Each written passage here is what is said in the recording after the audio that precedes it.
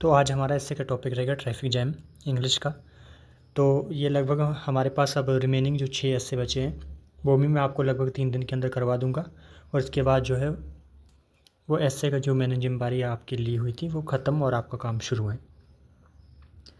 इसके जो हम शुरुआत करेंगे इस ऐसे की वो भी हम एक कोड के साथ करेंगे कि we shape our cities and then our city shape us including the traffic we get stuck in. ये लिया गया है विंस्टन चर्चिल से, और इसके बाद विंस्टन चर्चिल ये उनका कोट है।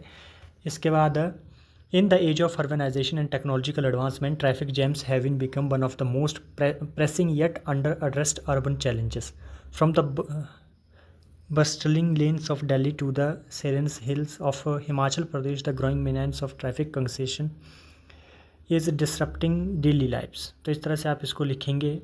उसके बाद आप देखिए इसमें एग्जांपल है, जैसे according to the data from the ministry of road transport and highways 2024 over 25 million new vehicles were registered in India in just the last year। This vehicular surge is particularly visible in metro cities like Bengaluru, where the average commuting time during peak hours now exceeds 90 minutes per journey। फिर इसके बाद आप देखिए the Niti Aayog has estimated that India suffers as annual economic loss of over 1.5 lakh crore due to traffic congestion. However the problem is no longer confined to the metro alone. तो इसमें देखिए आप इसमें जो लेटेस्ट एग्जांपल है, जैसे during the summer of 2025 Shimla witnessed record breaking vehicle inflows leading to kilometres long traffic snarls some lasting over 4 hours। Narrow hills roads, limited parking, road sides encroachment and undiscipline driving behaviour made the situation worse. तो इस तरह से इसमें बहुत अच्छा data add हुआ है। आप इसको अपने से में इंक्लूड करके आप इसको बहुत ही एनरिच कर सकते हैं अपने कंटेंट को।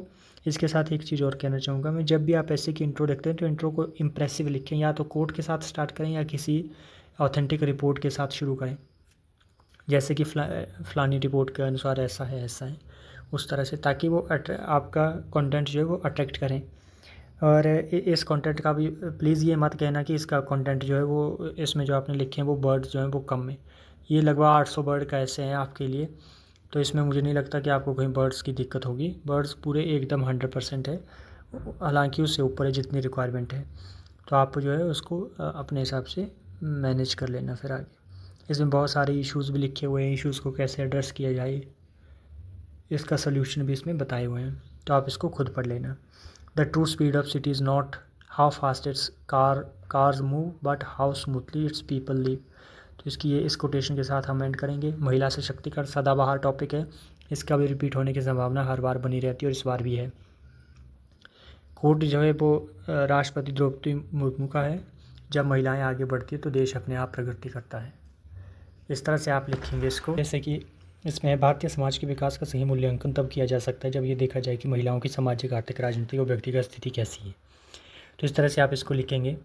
इसमें जो है आपको बहुत सारे एग्जांपल देखने को मिल जाएंगे, जैसे कि हाल ही की वर्ल्ड इकोनॉमिक फोरम की ग्लोबल जेंडर गैप रिपोर्ट के अनुसार। तो ये सब रेफरेंसेस आपको देखने को इसमें मिल जाएंगे। फिर जैसे ये देखिए 2023 में महिला आरक्षण विधेयक, तो इस तरह से आप इसको लिखेंगे तो डेफिनेटली आपको कुछ ना कुछ इससे फ़ायदा होगा। और जैसे अंतर्राष्ट्रीय स्तर पर ये लिखा हुआ है कि महिलाओं की भूमिका लगातार सशक्त हो रही है। हाल ही में न्यूजीलैंड के प्रधानमंत्री जेसिंडा आर्डर्न ने अपने कार्यकाल में जिस संवेदनशील और प्रभावशाली नेतृत्व का परिचय